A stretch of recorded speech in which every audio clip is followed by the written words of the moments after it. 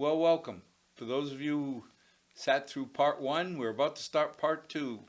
So we went through the first 17 articles of town meeting and some background, and now we're going to start on Article 18. Why don't we have introductions one more time? Brant? Oh, sure. I'm Brant Hornberger. I'm a vice chair of the Finance Committee. I'm Tom McLaughlin. I'm the chair of the Select Board. Okay, Water Commissioners. Who are you? Oh, Al Correa. I'm the old man on the FinCom. God bless you. Yeah, Article 18, I can jump in. I mean, this is about the Congress Street water tower, water tank. And, in part one, we talked a little bit about, gravity as it affects, some pumping stations for the sewage side of this. Gravity plays a big role in the water distribution system. And everybody will note that the water towers tend to sit on top of the big hills around town and create a lot of pressure. That way, when we all take our showers at 6 in the morning, there's plenty of water for everybody.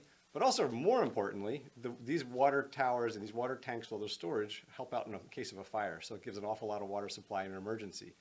What we're doing with this project is a rehab on this water tank. They generally last about 20 to 30 years on a rehab, and we're due here. From a funding perspective, it's kind of cool because anybody remembers we just bought this water department last fall. And interest rates were great, and we are very financially desirable from a lending perspective. And we're actually paying this out of the bond premium, which means as we borrowed the money, this is some money we get back from issuing these bonds. So it's a really cool story that we're able to use this source of funding and make a big capital improvement on something that's a critical part of our water infrastructure. And unlike the sewer, where there's a large part of Milford that isn't participating, there's probably 10, 20 homes in Milford that don't use town water. They will not pay for this.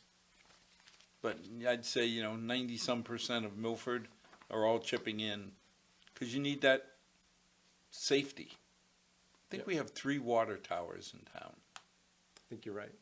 Highland Street, Congress, Congress, Bear Hill. and Bear Hill. And that's all there to make sure that if we did have a major fire, that there's enough water reservoir to fight it.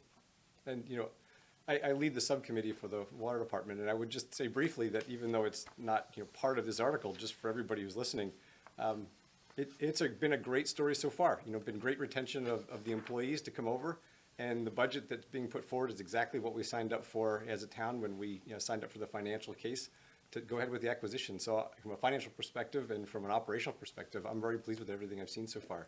So I feel really good about this one. And historically, we understand. I mean, we went through the water situation, so the importance of maintaining these towers is critical. So make sure we're at 110%, that these towers are functioning properly, they're secure. We know. And they are part of the water system. Because, that was one of the critical issues in the water crisis, was that tower over there on Congress Street. So just not lose sight of the fact that this isn't just this big tower that sits there. Waits for fire. It's that's your water source, as Brett said, in the morning and when you're drinking it, etc. And if you get that break in that system, that's where you start to have some of those problems that were identified. So this is a great investment. There's one of the most important commodities we have is water. And that was my argument of why should we own our water system? Because no one else should. Right? So we get to decide the quality of our water. We get to decide how things are going to work as it relates to one of the most important things in our lives. Well, I think it came out at town meeting when you said a board of directors of the water company rightfully has their loyalty set to their stockholders. So if I'm going to bet on anybody taking care of me, people that I don't know, or Phil, Jamie, and Jonathan, who, they're our neighbors, they're our friends, we see them all the time, we know where their heart is. So it just makes more sense. If they tell me that we need, the rivets are starting to get to a point on the bottom of the water tower where they're gonna be problematic, I believe them. And that speaks to the need of having the talent, and that'll come up in a later article. Now, Article 19, Tom, I think you know a little bit about this one. Just a little bit. I don't think people understand Article 19 or the history behind it. Could you clue us in? Well, the town created a police chief selection committee. Prior to my hiring, I believe I was the second police chief after Vinny? Vinnie Liberto, Chief Liberto. Chief Walsh, I believe, the review committee was in place. Made some sense. I mean, community involvement is always of great value, I believe. Not just for police, but for other positions. You know, we appointed a fire chief and thanked the former fire chief for his service in, I think it was 14 minutes. If someone believes that the appointment of the fire chief is less important than the appointment of a police chief, I beg to differ. But there was a case, Tom, where TUI Rev 1 versus TUI Rev 2 just seemed like a natural. You know, we had them there. We knew the people. They, you know, Bill had shown that he was ready. Well, I'd suggest to you, so did Jim Falvey. Well, that's my point. So my point is, you know, there was this argument, you know, whether or not I develop people. I sent more people to the FBI Academy, which is premier training for law enforcement command staff. And I'm not going to go back down that road of, you know, here's the bottom line on this. We had a police chief selection bylaw. Our town, 2 of our 3 selectmen went into the Superior Court and told a judge that it's irrelevant. We fought against our own bylaw. We fought against our bylaw. They told Judge Daniel Wren in the Worcester Superior Court, when residents went in concerning an appointment, that we don't have to follow that. It means nothing to us. And frankly, they didn't follow it. They didn't follow it in many aspects. Probably the most blatant is they appointed a police chief when the bylaw said you could not serve as the appointed police chief if you served on the committee. But weren't you on the committee? Well, I was removed from the committee because 2 of those selectmen felt that they could rewrite, and they had the support of legal opinions from town hall. And that's not really the big point. This isn't about me. Not at all. This is about, there's a bylaw it sits out there. And we, the town, our town officials, went to Superior Court and told the judge, disregard it. It means nothing. It doesn't work. And the judge, in his opinion, said, Judge Daniel Wren, very well respected jurist, and Judge Wren said, I reviewed all of the bylaws, I reviewed all of the regulations, and that which 2 of 3 selectmen decided to do, pursuant to Chapter 41, Section 97A, which is the strong police chief law, that's the appointment law, that the decision to appoint is solely that of the Board of Selectmen. Meaning, your bylaw is irrelevant, it's void. So the strong police commitment we made, commitment to that, Paul, that, I don't know if Paul's There's here. 2 statutes in the state. One is the so-called weak chief, and all it is who decides day-to-day business.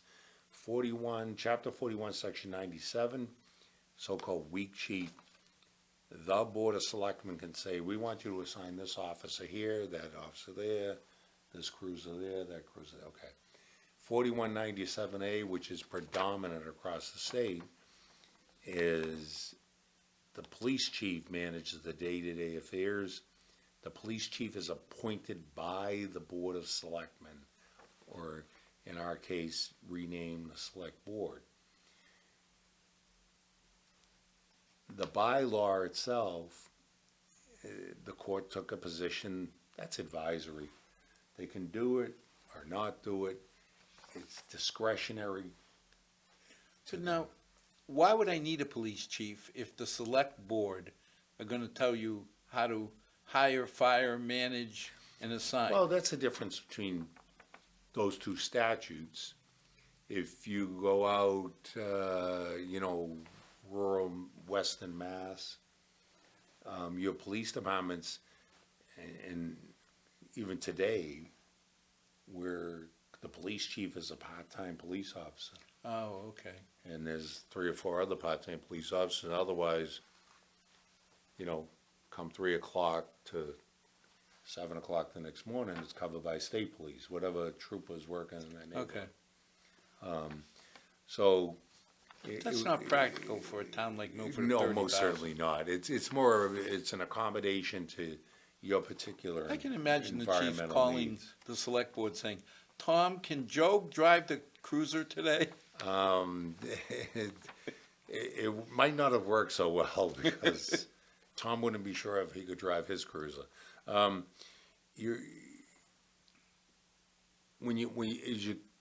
The larger communities, I mean, we just went through police reform and they're eliminating all the auxiliary police officers by way of example. That's going to have an impact on this community and every community across the state. Framingham, I think it was 120 years. They're Just shut eliminating 'em the down. auxiliary police? Shut them down. What's the logic? Police reform, they want them, although they go to the same academics as a full-time academy and then do the other things such as driving, etc., separate. No, they want them to do another, several hundred hours. Now, these are people that volunteer their time. So, we have the Veterans Day Parade. You could get 15, 20 auxiliary police officers that are performing services voluntarily for the community. That's going to cost us Well, time and a half for a real officer. times 4 hours. If they stay just over 4 hours, 8 hours, you're looking at about $20,000 for a parade. And some communities in the western part of the state, and that's what I'm getting at, is it goes back to that same weak chief, strong chief. They'll have no police officers. So their reliance is solely on the state police, who are strapped themselves. So it's create a real dilemma. But in this case, the issue with the police chief selection committee, the town of Milford argued against our bylaw, and they won. But now, Now, should residents be involved? Should professionals be involved? Should you seek advice from others? Most certainly. Absolutely. We're looking at hiring a town council. I don't want to make that decision in a vacuum. I'm an attorney. I don't want to make that decision alone. My colleagues, I respect them. Paul But- Mazzucchelli, Mick Walsh. So, my suggestion is, I'd like to have the assistance of someone like Jerry Moody, who performed that service for 39 years. I'd even reach Charles Body and have him be involved, even if he just screens resumes and give me but your at the thoughts. end of the day, Tom, you as a select board member have the right to ignore me. And then I have the right, come election day, to ignore you. Absolutely. So, You most certainly do. you turn around and say, well, the select board will just tell us, go away. Well, that could be a reciprocal feeling every 3 years. So there's part of me that says, you really want to, you should solicit residential input. I think it's helpful. I think, should you have the school superintendent or someone in that administrative staff involved in selecting a police chief? I performed as a police chief in the Commonwealth for 33 years. I say yes. Why? I always had that strong relationship. It's critical. When you look at your primary, who do you serve? You serve in families. Who? Kids, seniors. And should this senior, so Sue Clark from the senior center, should she be involved? Absolutely. She brings a Those different They're perspective. your critical populations. Now, all said and done, if the town felt we should have a new policy, there are ways of going about setting it up, correct? Yeah, the select board should do it. And I think the select board should do it, and I think they should be reasonable in doing it. And I have the utmost respect for my colleagues, and I know it'll be done right. And I said that publicly. I think that, for instance, Zach Taylor, should he be involved? Absolutely. Critical role of an administrator, a police administrator, fire chief, any department head. If you can't manage your financial resources, you can't manage your resources. Because the bottom line comes down, it has a cost. I don't care what you do, when you do it. As you know, Al, in this community, unfortunately, we had situations where you had a homicide. A homicide is $20,000 back in my day, so 3-4 years ago. And if you have language barriers, add another 10,000. That's reality. And people watch that show 72 hours, take it to the bank. Well, I think too We many people lived look it. at Law and Order, We and in lived at the police station. 45 minutes, you can solve a murder. I listen, 45 minutes, I can't solve a traffic ticket. But that's, when they talk 72 hours, I will say to people, we had situations in this community in which you would have 20 state trooper detectives.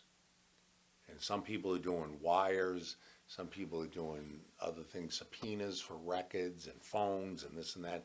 And everybody's working at Milford PD. And then you have 6 Milford cops, command staff, and you're working. And you get to sleep for 2 hours and you're back up. And that's for 3 days straight to nail it down. Because that's your best game plan. Understanding the business is important too. Because all of that has a cost factor. If you don't look at it from that perspective, you're going to fail come the end of the year. You're going to go before the finance committee and say, I messed up. You can't mess up. That's your job. So involving someone like Zach Taylor, the day-to-day business, Rick Villani. So there's some critical people in town government that should be involved. And then should you reach out to other people in the community? Yes, there are people, whether they be clergy or just everyday citizens in the community. Do you want to have a 15-person committee? No. That's just unwielding, that went nowhere, spun its wheels against each other? Everybody had their own political agenda. The idea of having this committee was, take away the political agenda from those. But in 3 theory, it selectmen. sounded good. In practicality, in working, I went through the process. I believe it worked when I was there because I think that people were coming in there in good faith. Do I think it worked the last time around? Not at all. And the fact remains is, and I'll leave it at that, we, the town of Milford, when I say we, the town of Milford argued to a judge against our own bylaw, and we won. And if we want, we, the town of Milford, could talk to the select board and argue for a new process. I think putting together a new process makes all the sense in the world. Do I think that you're gonna compel a process? No, I think it's a serious problem. no, but I guess my point is, this is not we overturned it, so now you can't go back. Never. You can always go back. There's never a reason not to allow people to be involved. As I said to you, we appointed a fire chief, congratulated the retiring fire chief, and I think it was 14 and a half minutes. Should that be the process? I'll be honest with you. I don't think so. But that said, that's no discredit to the person who is retiring, who I admire and respect, Bill Toohey, or the person that received the appointment, Mark Nelson. Mark's awesome. But it was just Billy's like, awesome. it was the same between TUI They know Rev their 1 and Rev business. 2. It was natural. I don't remember anybody griping that it didn't make sense. And then when you got Mark stepping right in, I mean, from a finance committee perspective, if you had closed your eyes, we wouldn't have known. Exactly. You went from spreadsheet to spreadsheet, Yeah. and I appreciate that. I think it's a measure of we involve the public, and rightfully so, when we seek a school superintendent. We involve the public when we seek a library director. And this is no discredit whatsoever to the process or in that respect of the folks that were appointed and the folks that are retiring. If anyone admires them, I do. And I work as close as anyone to all three of those gentlemen. So I just think there's something to be said for even, if we go at some point, let's say Sue Clark decides, this is my last chapter. Should the seniors have some involvement in the appointment of the director of the senior center? Well, we'll leave it at that. I happen to think so. Sue can't leave. It took me long enough to stop calling her Sue Trotter. It took forever for me to adjust to Clark. I can't adjust to Noonan. So I'm Article 20. not opposed to it, but I just think that this isn't the mechanism. Article 20. Now, 19, the complexity you brought up compelled the finance committee to say refer to sponsor, because it's no financial real impact, and we don't know enough to have an educated opinion. Article 20, how to appoint people on the ad hoc committee. Now, our previous and temporary town council said that the process that was being proposed is in violation, conflicts with Mass General Law. That was enough for us to say, well, wait a minute, go back, rewrite it, and come back with something that fits Mass General Law. Yeah, some of the difficulty is, and it goes back to what you allowed me to go on about, are you in the position to contradict state law where they're appointing authorities and you're now going to take over? I'll give you an example outside of committees. In this community, special legislation went through the legislature, signed by the governor. The appointing authority in the police department is the police chief. So you're going to have an ad hoc committee of 3 residents who know absolutely nothing about policing, and they're going to sit down and tell the police chief, select from these 3 people. That might not be too political, huh? Likewise, fire chiefs in the Commonwealth have always been the appointing authority. Yep. So now we come up and we're gonna appoint a firefighter, and we're gonna have 3 or 4 citizens who may know absolutely nothing about fire other than turning on a burner on their stove, and they're gonna tell the fire chief who he should appoint. Well, again, we recommended we pass it over because it's still, even if we agreed to it, if it It's not legal. conflicts with Mass General Law, it's not gonna go anywhere. It's gonna be challenged. It's like having a patent. Until you defend it, you don't know how good it is. Article 21, again, relates to the Police Selection Review Committee. And I think we've beat that horse, but again, we recommended as a FinCom to pass it over because it conflicts with 19, which conflicts with general law. So made no sense to even go forward with this.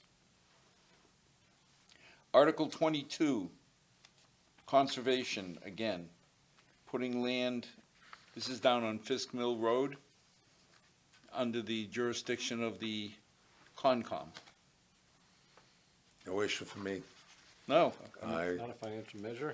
If we can save land, save it. now Article 23, again, the way it was written, conflicted with the 1933 Special Act that set up members at large. And one of the issues that came up is members at large aren't Milford people. I'm all for Milford people, but there are times when, like, our head of finance, I want him involved, even if he doesn't live in Milford. Zach is as close to a Milfordian as I can think of. And there's other people that don't necessarily live in Milford that you want them involved in town meeting. Other than the fact that some may not, and when I first started as police chief, I didn't live in Milford. I lived in Holliston. I sold my house in Holliston. I built my house here, as you know. My son Tommy graduated. He was able to stay in the Holliston schools for his last year because I actually relocated in his senior year, junior year, going into senior year. Kevin went through Milford schools. We know that. Yeah, because I know who chauffeured him.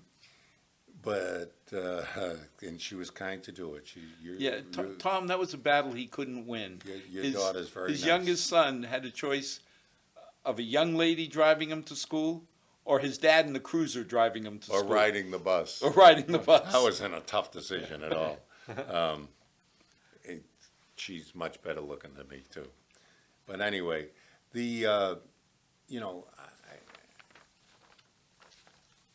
just in looking at it, tell me what the issue is first. Where has it been a problem having the at-large members? And then. Well, there's two things. Number one, What problem are you trying to solve? Live in Milford. yeah, but what problem what isn't working? That's exactly my point. And number two, this proposes an amendment to a bylaw that doesn't exist. Well, I think yeah, right, but I think it proposes, because the 1933, I think, was legislation. So if it was properly worded, it would be to amend that Right. legislation. So, but let's arguably say that was the case, the way it was worded. You get then to what's What's the problem? the issue? Where has having the at-large members been a problem? Other than you might Yep. disagree with that one's vote or this one's vote. Yeah, but I disagree with your vote sometimes. You disagree with my vote. I never disagree with your votes, but I'm quite sure But you do with mine. You turn around and say, that's just the nature Yeah. of town meeting. It is, and that's democracy, and that's, So we move to Article 24. This is where we're saying, let's make the water commissioners that were appointed as interim positions permanently appointed positions. rather than elected. Now, that's always a question. I think it's a great question. I think, you think about that. There's a variety of things around town that are appointed. We're appointed. Then there's other things that are elected positions. This is one that, the finance committee looked at this and said, well, it's really not financial, but we supported it. Personally, I kind of look at it and say, I think we've got three fantastic people there. I've met with them as a group, and I've spent time with them and seen what they've done, and I think we're really, really lucky to have them there. But in my heart, I think I would actually prefer that was elected, just like I think your role's elected and the school committee's elected. Kind of prefer that just personally, but we have 3 great people there. My problem is, this to me is a technical position. Yeah. And how do I put this politely? You may be the most popular, unqualified person, Yeah. and Tom owes you a favor, Maz owes you a favor, they feel bad, they appoint you. Now, hopefully they wouldn't do that, but I feel better that they will appoint somebody who's qualified than I do that people who don't know you at all elect you. Because a lot of people go to the ballot and they tick Sure. off names they've heard. It's always a risk, right? So to me, on positions like this where you're really counting on some expertise and some dedication, I'd rather have the select board picking than, and the risk is you pick a buddy, but the other risk is They you pick a elect a buddy. friend. Right. And I think it's more They of a both come risk with to hazard, elect a yeah. friend. Yeah, I don't want to risk, as we talked about water as being a precious commodity. So I don't want to risk my family's well-being, my neighbor's well-being, my community's well-being, based upon a popularity contest. Not when we're dealing with water. And frankly, I think there's other positions in town that we should honestly take a serious look at. That if you don't have that expertise, Well, we had a member of the FinCom who wanted to get involved in local government, ran for town treasurer. Nicest guy. He served incredibly well on the FinCom. But if he had won that election, he had never done anything to deal with being a treasurer. I don't really want him doing on-the-job training or her doing on-the-job training with our town funds. I'd rather them do that with our town funds than with our water. Well, yeah, I that's mean, even it's worse. this thing, I wake up in the morning, I go, I brush my teeth, I drink it, I shower, I'd rather have someone, and if it's the select board that makes that decision, fine. And again, should they bring in people that have that background, technically, to advise them that, yes, Yeah. this person is the most capable. Any appointments I've been involved in I've not gone into this thing of whether or not politically I agree with you or disagree with you, or whether or not someone thinks you're a pain in the neck or not a pain in the neck, because I've heard all that. And that doesn't move me. For me, No, but think about it. We for me, did it's, Woodland School. Is this in the best interest of this community? Because you're the best person that has the best understanding. And there are some situations that I've looked at, and I'll say to you, that person never would have been appointed to the committee they were, but I appointed them because they live what they're dealing with. Well, think about Woodland. Jonathan and Aldo were probably the biggest pains there could be. And that's why we got the dang thing done on budget, on time, I'm glad and at you the said it. No, but it's fact of life. It's true. They weren't there to make friends. They were appointed to really watch out for the town. Right to the end. And they did. But to sit there and say they would have won a popularity contest doing it, no. No, I think Tom made a good point early on where he said, well, maybe there's some other roles that you would think about in that Yeah. balance of what's appointed versus elected.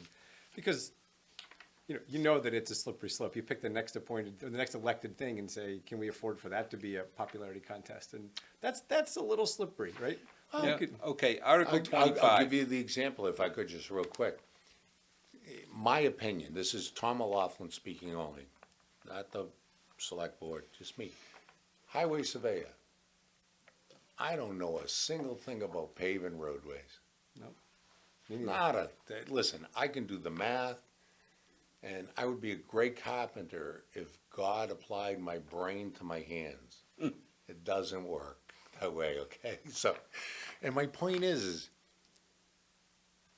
anyone can run to be the highway surveyor, and your roads could crumble to nothing. And that's a scary movie. Yeah. And so I only raise it just as an example.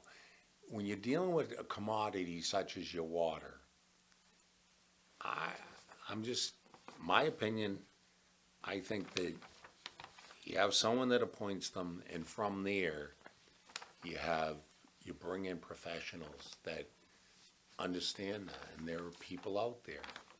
Now, Article 25 talks about more land to the Conservation Committee. I don't think we need a lot of discussion.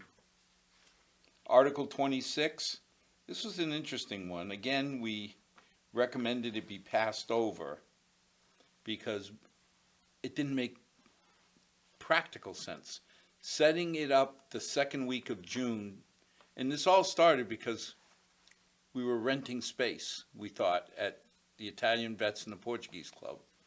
Years ago, we used to do it at schools, but it got to be a scary movie because some people come blazing in, they're in a hurry, to the school parking lot. And there's little kiddies running around. It's access to schools too. So you have access to children. People could roam through a school inappropriately under the guise of, oh, I'm just going to the election. So that's really how it came about. And I was involved in actually securing the Portuguese Club as one of the sites. And I know the other sites were secured. But now, the Italian Vets, the commander of the Italian Vets said, no, we had offered for free, because we don't collect taxes from the Italian Vets, to let you use our facility for elections. So that eliminated that. Yeah. So it comes down to $4,000 or $5,000 a year. And what problem are we solving? Yeah, what problem are we solving? Because that Portuguese Club access is very nice. And keep in mind, the Portuguese Club was free, and we had an agreement with them that in lieu of payment, we would sweep the parking lot, so Yep. spring, fall. And we didn't fulfill our side of the bargain. So now we pay. So, but nevertheless, and then also they face liability because a woman walked into the glass door, and we wouldn't assume any of that liability. So there were a couple things that took place that unfortunately Well, the other thing on negated this that article, relationship. But the change of the date is interesting, and I'll say this because the argument is, well, schools closed, so we can go to the schools. Schools closed, and now we just went through how many years of COVID, and how many parents are hanging around? They're jettisoned out of town. It's a break. Finally, I can get out of the house and breathe. I can take my kids Well, and go to the beach. but Tom- I can go do this, I can go do that. They're not hanging around for election. And take it from someone, I was the June election. I had the Irish but if you were sunburn. going to have it in June, the second week make no sense because the school's still open most of the time. Yeah. And you can't say the week after school ends because it changes every year. If you came out and said the fourth week in June, that would solve one problem. But then, like you say, people are ready to go down the Cape. They're ready to leave. Especially after COVID, they're Yeah. gone.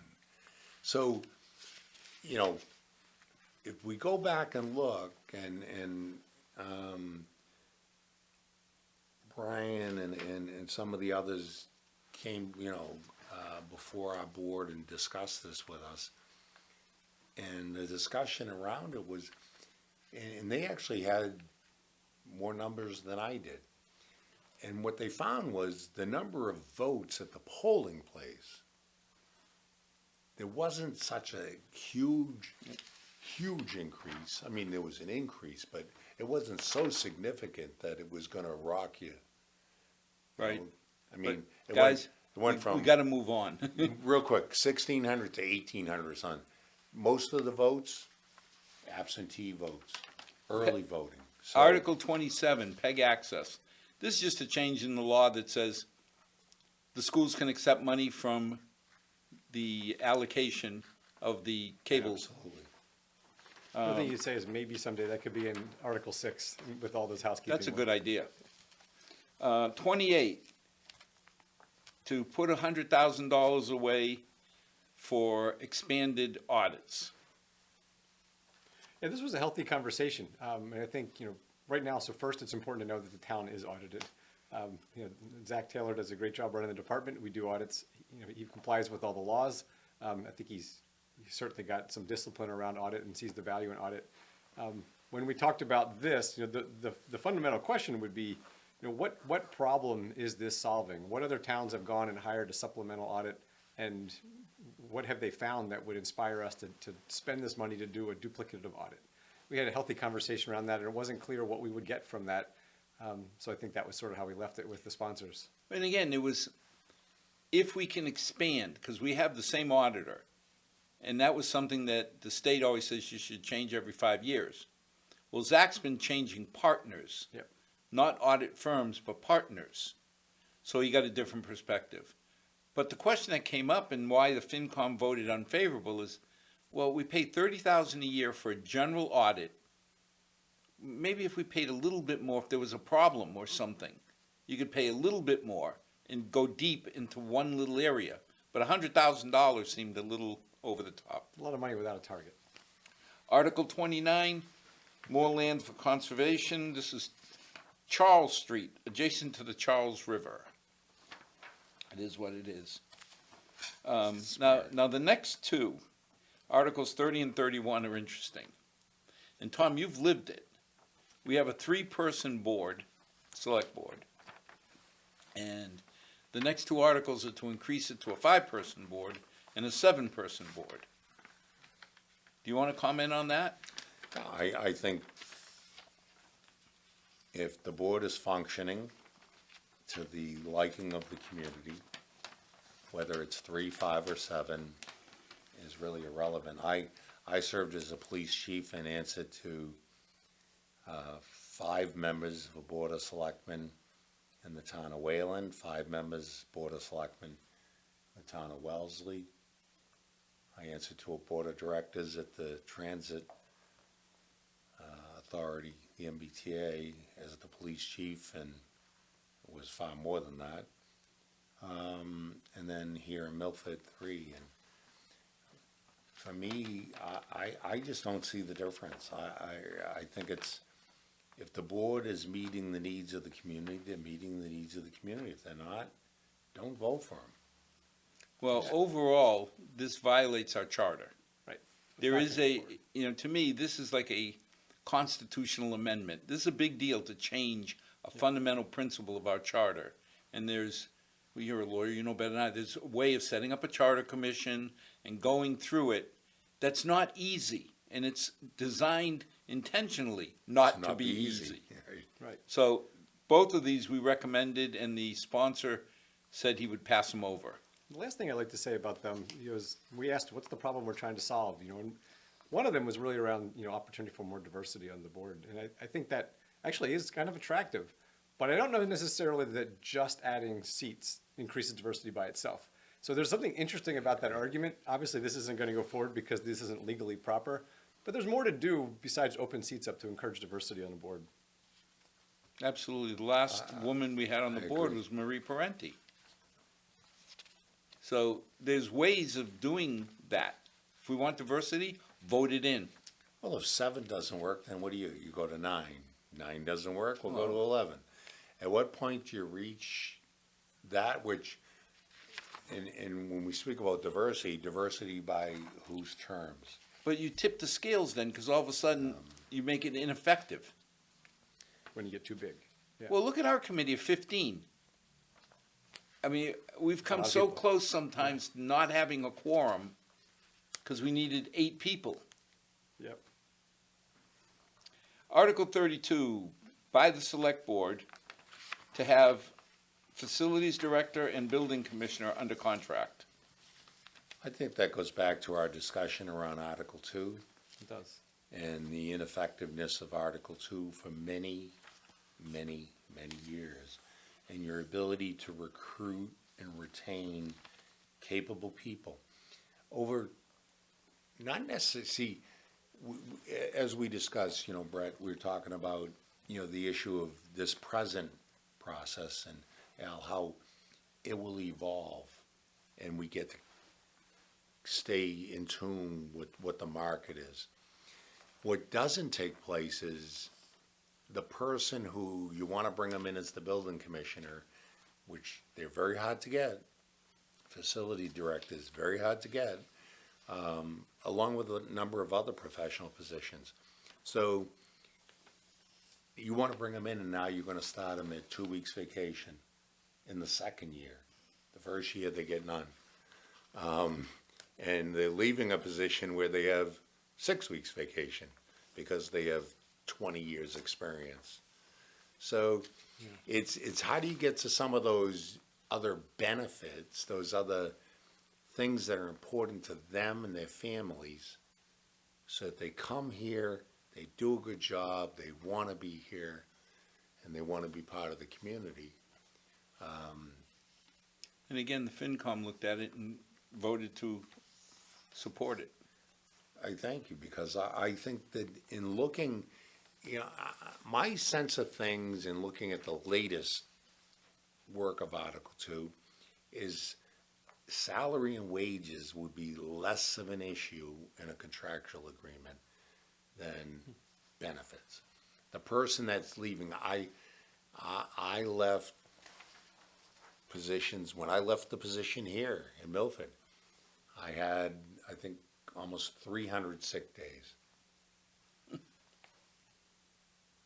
And I looked at it as an insurance policy. So the person you want to bring in as the He's not police gonna chief, who you He's can not back going in to the give that up contract, and start at zero. you're going to tell them you're going to earn 1 1/4 days from the day you start, and lo and behold, he or she falls down a flight of stairs and twists their ankle, and yet they want to work every day and they can still participate. So it's how do you take a look at professionals in a way that you treat them as professionals? Article 33 Moving on. is going to be, we voted unfavorable. And that deals with the emotional issue of how come you always have $3 million left over on most years? And that's simple, because we're banking on 98% efficiency in our budgeting. And normally I'd say 98%, it's pretty good odds. But allocating that only to tax relief is a tough nut, because there's years where we need some of that money to deal with municipal directives. Absolutely. And it doesn't go spent. It doesn't go to waste. I mean, it doesn't go spent without oversight when that happens. I mean, there's Right. there's tons of oversight on what happens with that free cash that drops. So if anybody's concerned about what happens with the money, does it just get just used randomly? Like, absolutely not. There's another part, if I remember, was kind of problematic. I think that the hope was to put it just for residential taxpayers, which is just But that's unfair against and the law. illegal. Yeah, unfair and illegal, right? Both of those things, because that means there's obviously commercial taxpayers wouldn't participate in that. Well, that would be unfair just to discriminate in who gets some You relief. can't. I Right. mean, municipal law says you can't Can't do it. decide, I like you, so I'm going to give you a tax break. I don't like you, so I'm not going to give it to you. Yeah, so for me, you look at it and say, well, that's illegal, obviously wrong. The other part of that, as a member of the finance committee, I look at it and say, well, geez, I think we do a pretty good job of using that few $1 million at the end of the year for the town. And it goes to things town needs. So I like the way it works. Yeah, all you're doing is delaying it, because if we need to do some sewer work, It'll not happen. sewer work, but brooks, Sure, some of the culverts. the culverts, if I don't have but $1.5 million this year in capital, I got to wait till next year and budget it. So I put it off. It's still going to be done. You take away a little bit of. Article ability. 34, The only 2 words I had there was shall and limited. yeah, So, there you go. and that tipped me. But 34 is liquor license, and again, that's pretty routine. $2,000 for a full license, $1,000 for a half license. I think, town meeting's gonna have to take a look at, there's 2 of them. And I think that in my sense of things, we have to take a look geographically. It's not simply how can we add more liquor licenses, whether or not the intent of the liquor licenses is to serve the will of the public, the needs of the public. So if we're gonna have a liquor license and 3 doors later, doors later, we have Another one. and then 4 doors later, we have another one. That, I think, creates kind of an imbalance and a sense of unfairness to those that had a license that aren't going through this process of going over the cap. So- Article 35, we That's my talk take. about water infiltration. The youth center has a problem. Water is getting You're in, not kidding. not to the gym where we already remediated it, but into the office area. It remediates from down under the building. I mean, the fact is, the base of that building is a stream. We built it on a river, But that's not what this one is, though. This is the walls that are leaking, but right? we fixed Yeah. that. The torpedo tubes in the Yeah, back The basement's Right. been fixed. that divert the water, but the front of the building has Oh, infiltration. this is the front of the building. This is that the one. front. It's through This the is the- mortar. So so this through is, the this is ground. us, okay, what we're doing here is we're spending money because we're going after the folks that are involved, the engineers and the contractors, for them to face their liability. If we fail to do this, our costs will far exceed this in the long run. Oh, absolutely. Yeah, and we were told that even doing this, even if we figured out what's wrong and we repair it, which we will, it doesn't hinder the lawsuit. Correct, but this is something, we spent a lot of time and energy over the past several years and money, as well as frankly they did. If you remember, they had spray hoses out there spraying on the front of the building for You might see days him on again. end. You and might see him again. Precisely, I know we're going to, because then it was, oh, all we have to do is, the mortar between the big blocks. Now- It didn't work. 36, everybody's wondering, why do we have a zoning law to deal with me having my kid play basketball? But it's not. My understanding is this is about making a full-size court in my backyard and having people use it till all hours of the night. Yeah, one of the things that's going to be hard about this one for the town is that it has some exceptions. So you could light and play basketball in your driveway, but you couldn't do that in a court. Or you could have a swimming pool that's lighted, and that's an exception. So there's a little bit of a sport-specific target in this, and exemptions for some things. You go like, oh, this is going to be interesting for town meeting to think about this one.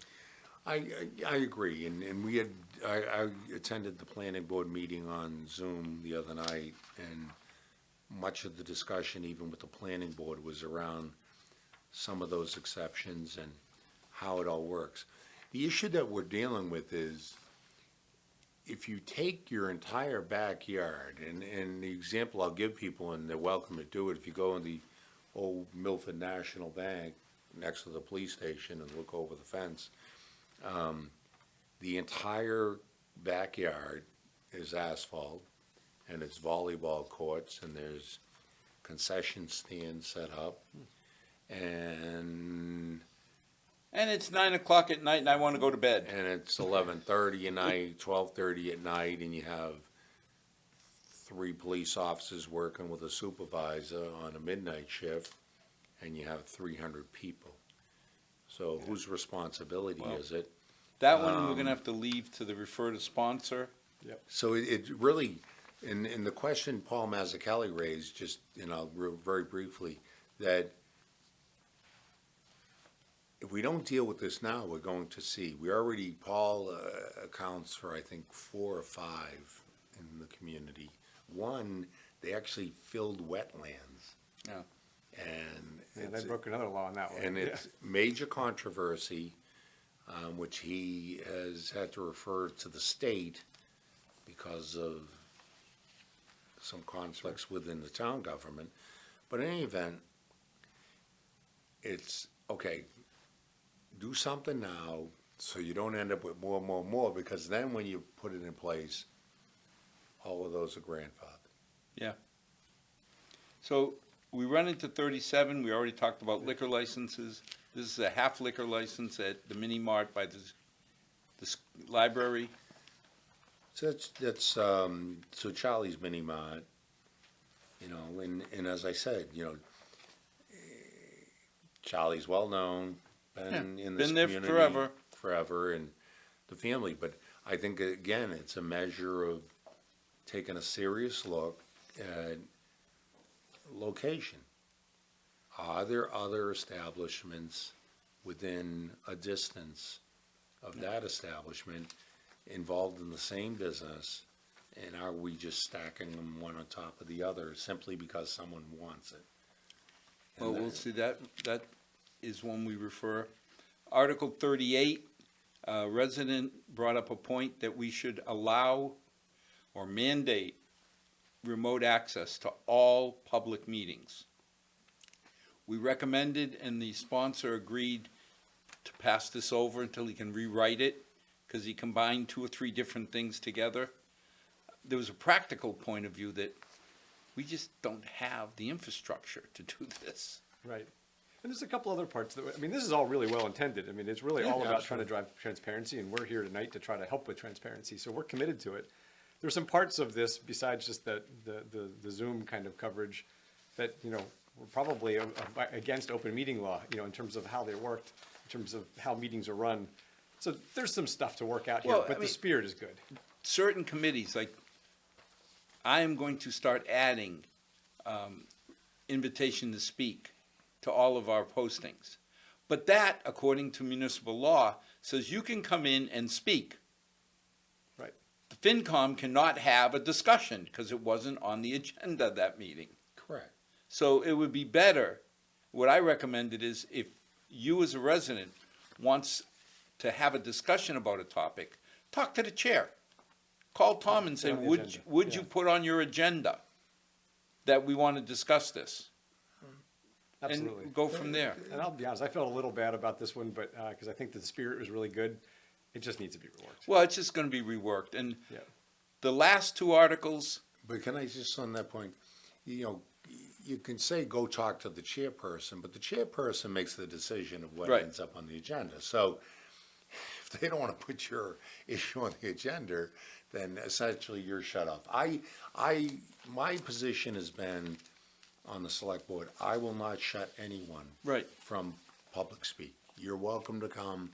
You can say whatever you'd like to say. What troubled me about this particular article was it says the chairman or of the meeting or the designee shall provide a substantive response to the speaker. That's a problem. Well, the difficulty there is, one, I don't know what you're going to say. So going back to where you gentlemen were, if it's something of such substance, then it should have been on the agenda. right. Secondarily, I don't know what my colleagues. But Tom, you could get Believe or nailed for feel. open, So if Meeting law. Right. that's not my point. If I'm the one responding, I'm one member of a board. Who am I to respond and tell you what? Yeah. I can tell you what I and the personally last 2 feel, articles are annual articles. One, you can turn around and say, the town meeting giveth, and the town meeting must taketh away. So if we allocated $100 for an article, and you only spent 99, to take that money back and put it in the treasury, the town meeting has to agree. That's number 1. And number 2, we have 2 levels of budget, personnel and stuff. You can't mix, because we didn't want people playing with their budgets. So now, if you're over on personnel, you can take some of your stuff money You balance it. and ask town meeting, and it balances out. Gentlemen, thank you for joining. Thank you. And as we come to the end, I want to thank our 6 loyal viewers, maybe a couple extra town meeting members.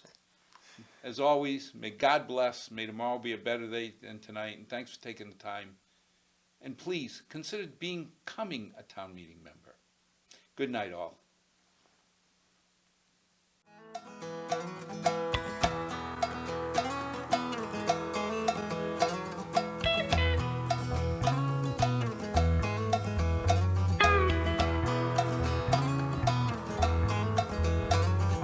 Not too long since I've been home.